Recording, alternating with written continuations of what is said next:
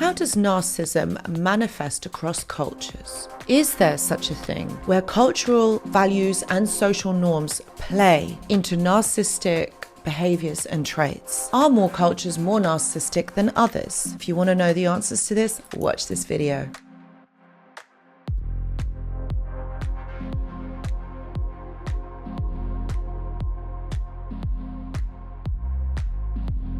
Hello everyone and welcome back. I hope that you're all doing really well. So in today's video, we are looking at cultural variations in narcissism. And is there such a thing that there is more narcissistic cultures than others? And how does narcissism manifest differently across cultures? And how do cultural values and social norms influence narcissistic behaviors and traits? Let's explore this. But just really quickly before we get into the video, I just want to say that I do go live on this channel every single Tuesday, 9 p.m. UK time. We're in season 3 at the moment. So I really hope, like, if you ever got a question or there's something on your mind, I'd say come on over, my friends. I most probably will be answering your questions. Okay, so let's understand what's going on here. Okay, so narcissism, again, it is characterized by an inflated sense of self-importance and a need for admiration and a general lack of empathy for other individuals. And the thing is, this doesn't look the same in every single context in cultures. So let's break down some of the cultural variations and influences. So you got individualistic and collectivist cultures. In individual cultures, such as in the United States and many Western cultures, personal achievement and independence is highly valued. It is very celebrated. It is often encouraged. And this is something that is often taught in schools, to be independent. This is to be highly valued, to get on with things, to have critical thinking. This is highly valued, and this environment can foster more overt and grandiose forms of narcissism, where individuals are encouraged to stand out and seek personal success. So if that is encouraged, you're going to want to be the best. Doesn't matter whose head you trod on. To basically be the best, you need to outshine everybody else. So there is this competition that exists. And again, this can be taken too far. If this is something that you have had exposure to within your early life experiences, for example, you come from a family where there is a lot of siblings, you have to outshine the rest of them to be able to get the attention that you need. Doesn't necessarily make you narcissistic, but this is one aspect of it. For example, if you are someone who have not been noticed in your family setting as a child, to be able to outshine the rest, this is something that is going to be your motivation. So you having a grandiose sense of self, a sense of entitlement, this means that you are going to be able to achieve this individualistic culture. You're going to be able to get your needs met. If you are outshining everybody else, if you are doing, what it is that you need to be, you are going to achieve success.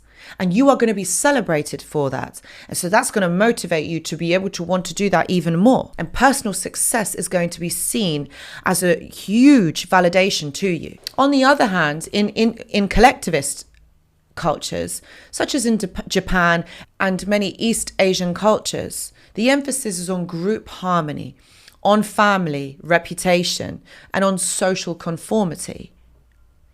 Here, narcissistic traits might manifest more subtly. So you've got a more covert way of expressing that. Instead of seeking individual glory, a narcissist might focus on how they can enhance the status of their group or their family, blending personal ambition and communal values.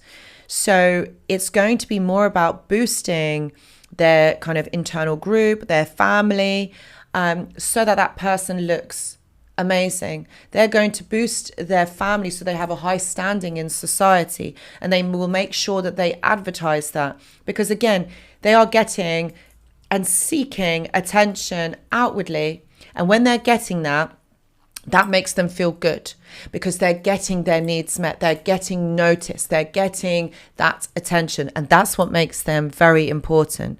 Even though, okay, it might be the head of the family, or it might be the wife, or whoever it is, they're getting their family noticed, their name. And again, that is the admiration that they are seeking. And this leads into the next point, cultural attitude towards self-promotion. In cultures that value humility and modesty, overt narcissist behaviors like bragging and self-promotion are often frowned upon. However, narcissistic individuals might still find ways to seek admirations, such as through subtle displays of achievements, by excelling in roles that are socially recognized and respected. Now, for example, certain cultures really celebrate being a doctor, being an accountant, being a nurse, maybe in more medical professions, accountancy. So that person will make sure that they study hard enough to be able to achieve that status. And again, when they get that status, it makes them feel absolutely amazing. Well, of course, look, let's not beat it around the bush. Going medical school or being an accountant is challenging. I know because I've studied psychology. So I know how much work has to be put into that to be able to reach that status. But what I'm talking about here is when somebody goes over the top, and they seek that personal gratification, it's done for themselves. It's not about something a cause that they believe in.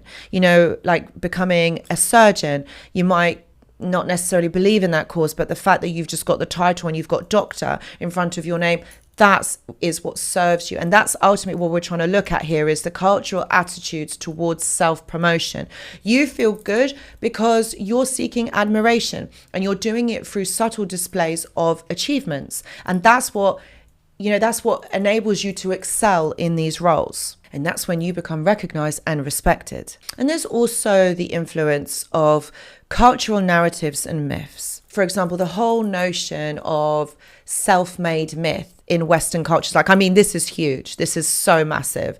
Promotes the idea that anyone can achieve greatness. You can be amazing through your own efforts, which can encourage narcissistic traits even more so. And it will make you work harder. It will make you want to achieve that. That's what will make you feel good.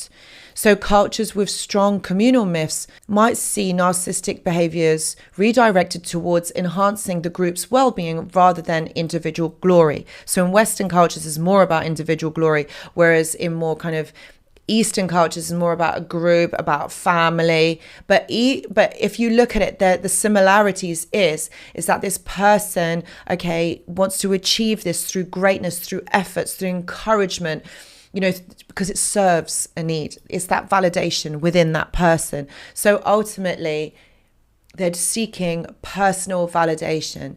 It is not done for the greater good, but more about being validated from others. It's about getting that external validation from another person. It's important, to understand that these cultural variation doesn't mean narcissism is absent in any given culture. It shows itself in very many different ways, and it manifests in different ways because it's expressed differently.